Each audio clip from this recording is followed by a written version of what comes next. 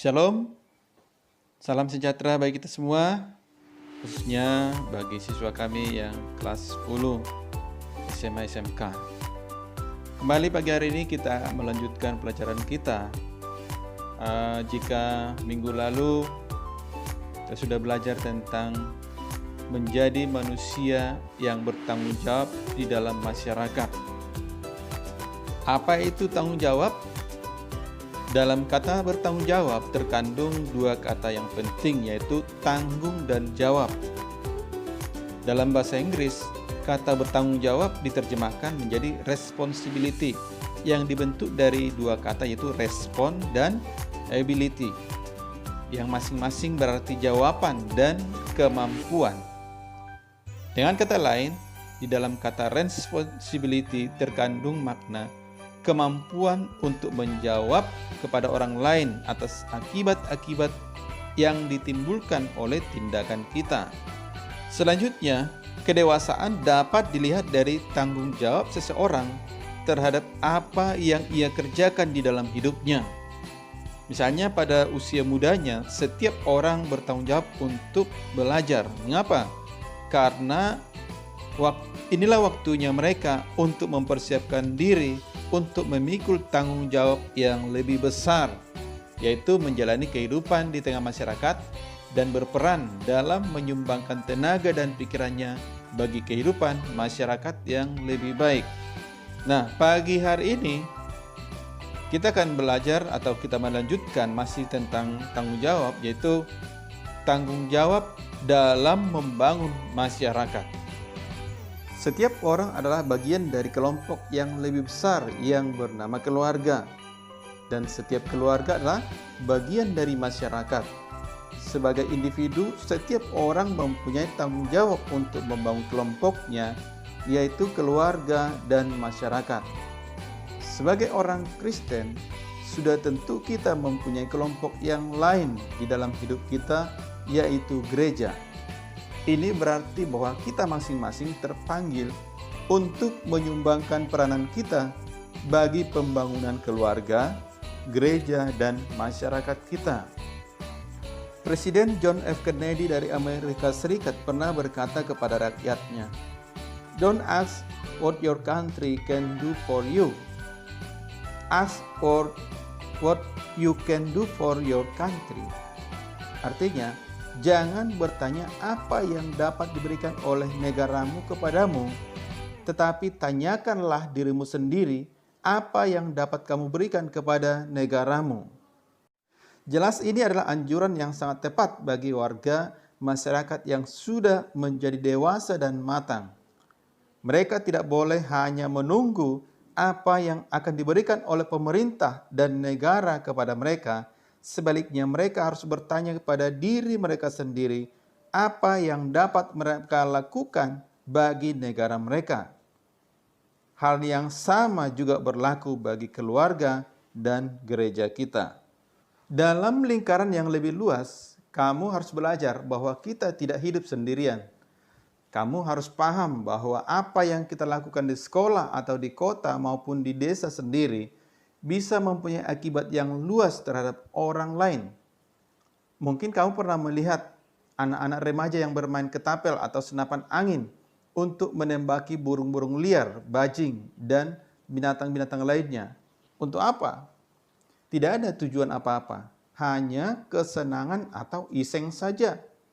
Dan kesenangan atau tindakan iseng-iseng itu telah menyebabkan makhluk-makhluk lain mati dengan sia-sia. Di dalam Alkitab kita menemukan kisah Nehemia, seorang bangsa Yehuda yang diangkat menjadi juru minum Raja Artasasta dari Persia. Ini adalah jabatan yang sangat strategis dan terhormat.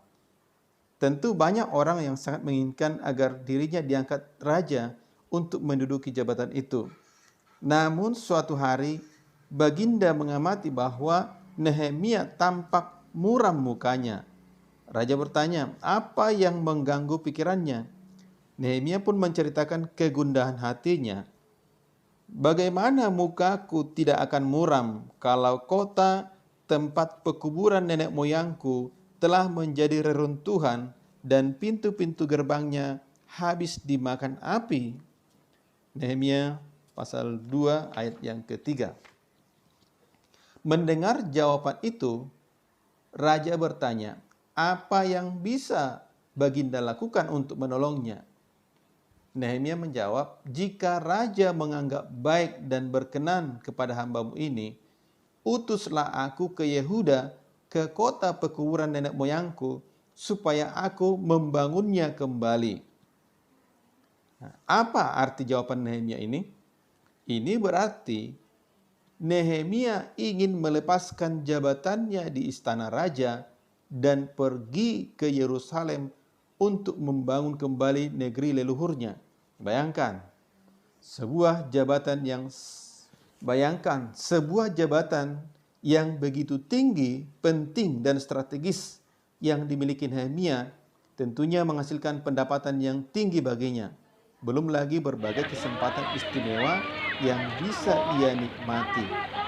Namun kini Nehemia bersedia melepaskan semuanya itu demi keyakinan akan tugas dan panggilannya untuk membangun kembali tanah airnya.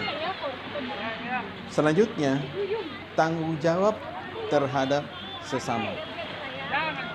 Sebagai bagian dari masyarakat, kita semua mempunyai tanggung jawab terhadap sesama. Tuhan Yesus pernah berkata, sebab ketika aku lapar, kamu memberi aku makan, ketika aku haus, kamu memberi aku minum, ketika aku seorang asing, kamu memberi aku tumpangan, ketika aku telanjang, kamu memberi aku pakaian, ketika aku sakit, kamu melawat aku, ketika aku di dalam penjara, kamu mengunjungi aku. Dalam Matius 25 ayat 35 sampai 36. Ini adalah suatu yang dituntut dari setiap orang, bukan hanya orang Kristen. Malah dari ucapan Tuhan Yesus ini tampak bahwa sekedar percaya kepada Tuhan itu tidak cukup apabila kita tidak melakukan semua tindakan kepedulian terhadap orang lain. Jadi kita wajib mengasihi, melayani, menolong orang-orang yang menderita, apapun juga suku, agama, kelas sosial, statusnya di masyarakat, dan lain-lain. Sebab Kristus juga hadir di dalam mereka.